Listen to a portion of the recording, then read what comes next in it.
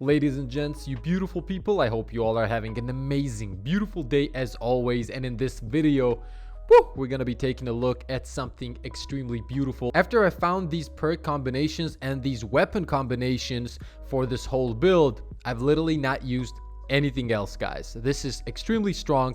You're gonna have tons of fun using this, and this is great if you're a solo player, if you play with a team. In any situation, this is gonna be very useful for like the end game content included, right? I'm talking about the crazy lost sectors, nightfalls, and at the end of the video you will see some gameplay of me running through nightfalls and the lost sectors. And by the way, that boss at the end of the lost sector gets absolutely destroyed. It's just a lot of fun. So let's not waste time and take a closer look at this overall build. And if you guys do enjoy the video, and only if you do, a like and a sub truly does help me out a lot. I appreciate every single one of you guys. The support has been absolutely insane. And now let's go ahead and take a look at some of the main things you need in order to make all of this work. And we're gonna start with the Whisper of Hadrons. Gain a bonus to weapon damage after freezing a target with stasis. And what happens is every time you freeze someone, you're gonna get a 25% increase in damage. And it's just so easy to freeze enemies in PvE, right? You can do it with your grenade, with your melees, with your supers. But trust me guys, it only gets better, okay? Now we're gonna take a look at the second part of this build, and that is the Mask of Bakris.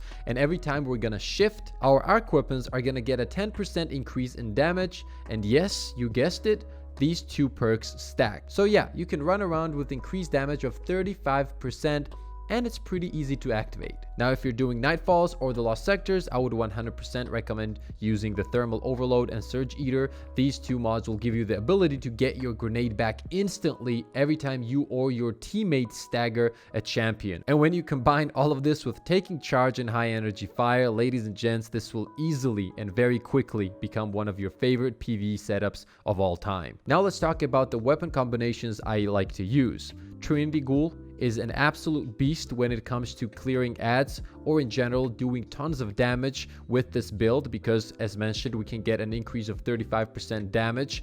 And when you combine that with taking charge and high energy fire, that's even higher than that. So you'll be able to do tons of damage to like yellow targets, normal ads. You'll be clearing rooms in seconds. And if you combine this with the Temptation's Hook, you will also have an option to melt bosses. But let's say you're not focused on ads that much and you want to do more damage to bosses. There's two options that I like to use. One of them is the Legend of Bakris. All you need to do is like freeze the boss for half a second with your grenade or your double melees, then just shift in there and do massive amounts of damage. But let's say the boss isn't one of those where you can just run up and unleash the punishment. Then you want to use Anarchy, freeze the boss, shift, shoot a few rounds and stay in a safe spot. You'll be dealing way more damage for 10 seconds and then just repeat that over and over again, and the boss will be dead very, very fast. Or we have another option, one of my favorites also, that kind of is like a magic trick when we're talking about bosses disappearing off the screen. You freeze, you shift, you deal damage, and then everybody's like, where's the boss? Anyone seen the boss? And of course, let's not forget the Lucent Blade mod. While charged with light, dealing damage with a sword gives you bonus sword damage for 5 seconds, consuming 1 stack